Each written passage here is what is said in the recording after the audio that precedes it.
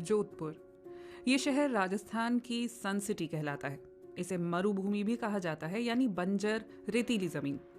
लेकिन यहाँ के सांगासनी गांव में एक युवा दंपति इस सूखे बंजर रेगिस्तानी इलाके को वन भूमि में तब्दील कर रहा है।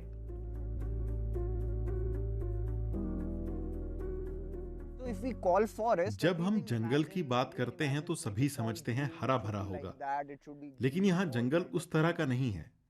यहाँ उग सकने वाली कुदरती वनस्पति है छोटे पेड़ पौधे और कांटेदार झाड़ियां। हम चाहते थे कि जब लोग इसका नाम लें तो एक खास छवि उभर कर आए, इसलिए हमने इसे मरुवन कहा है।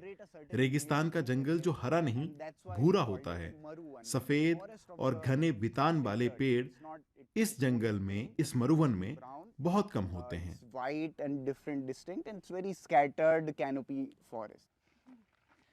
1930 के दशक में जोधपुर के महाराजा ने सूखे से बचे रहने वाले मैक्सिकन पौधे के बीजों का छिड़काव कराया था। उससे जमीन तो हरी भरी हो गई थी, लेकिन देसी पौधे भी नष्ट हो गए थे। ये पौधे यहाँ करोड़ों सालों से उग रहे थे। फिर 2018 में सामाजिक उद्यम एफ्रोस्ट ने अपने वृक्ष विशेषज्ञ गौरव और उनकी सहयोगी व पत्नी वर्षा को राजस्थान भेजा। गौरव और वर्षा गुर्जर का काम था थार रेगिस्तान के इस कोने में फिर से जंगल उगाना। जैसे ही हमने उसे हटाया तो घास की एक खास प्रजाति उगाई। लोग उसे डाबड़ा कहते हैं। उस घास के पनकते ही बया आ गई।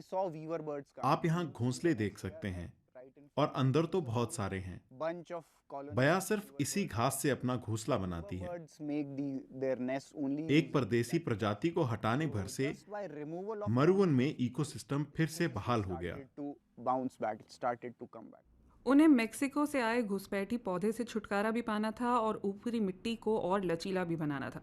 लेकिन जब पौधे हटा दिए गए तो मौसमी बाढ़ से बचाव के लिए स्थानीय पौधे लगाना और जरूरी हो गया। दरअसल ये फ्लड प्लेन का यानी कछार का इलाका है। यहाँ सालों से बाढ़ आती रही है, लेकिन उससे निपटने के लिए बेर और खैर जैसी प्रजातियां लगाई गई। ये एक बहुत गहरी जड़ों वाला पेड़ होता है जो मिट्टी को थामे रखता है और इलाके में पानी का भराव नहीं होने देता। मरुवन खारे पानी की दो नदियों मिथड़ी और लूनी के बीच आबाद है। दोनों नदियां रेगिस्तानी जंगल के काम नहीं आती। ऐसे में एक भरोसेमंद जल स्रोत बनाने की जरूरत थी। इस इलाके में हर साल मानसून में 300 मिलीमीटर बारिश होती है। गुर्जर दंपति ने इस बरसाती पानी का इस्तेमाल करने का फैसला किया। नए जंगल के पास तालाब खोदे गए, जिससे साल भर मिट्टी को नमी मिलती रही। ये तालाब हमने बनाया है। हम इस पूरी जमीन पर तालाबों और नहरों का जाल बनाना चाहते थे ताकि सिंचाई पर निर्भर न रहना पड़े। जैसे कि इस तालाब की बात करें, इस तालाब के लिए नमी का स्तर यहाँ तक आ जाएगा। अगर हम यहाँ कई सारे तालाब बना दें तो हमारे पास बहुत से नमी युक्त क्षेत्र हो जाएंगे। इस आधार पर हम कुछ वनस्पति उगाएंगे और इस स्तर की नमी से कुछ वनस्पति खुद ब खुद उगाएगी। 4 साल में एफ्रोस्ट ने इस रेगिस्तानी इकोसिस्टम में करीब 40 देसी पौधे फिर से उगा दिए हैं। इसके लिए उन्होंने जंगल को फिर से उगाने की लोकप्रिय जापानी तकनीक मियावाकी अपनाई।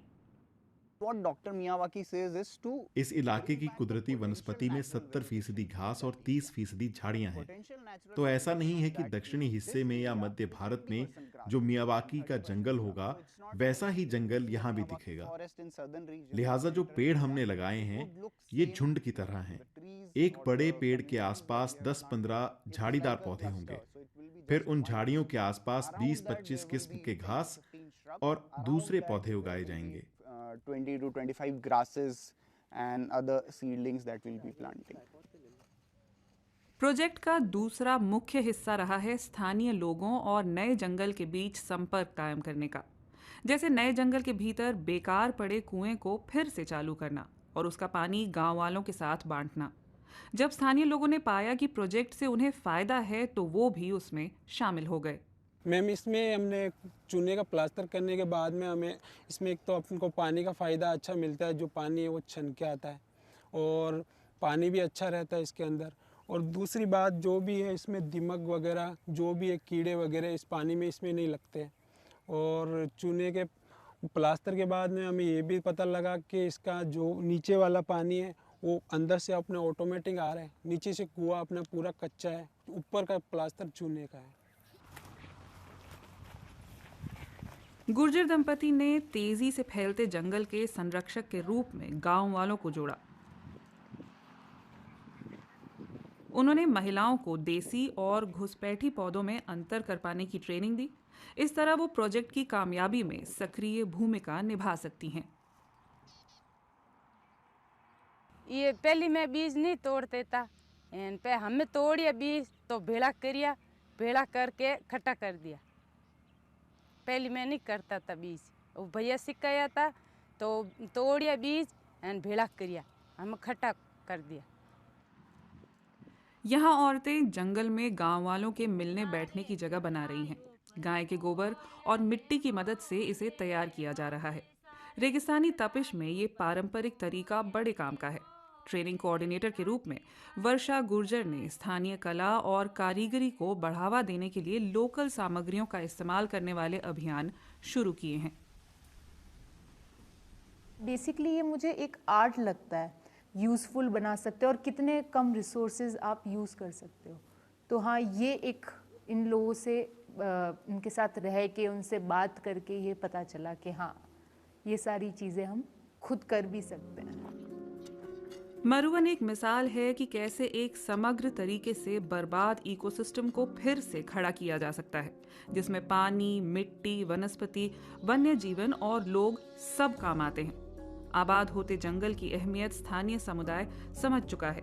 लोग इस इकोसिस्टम की देखभाल ऐसे करते हैं जैसे खुद की जमीन हो।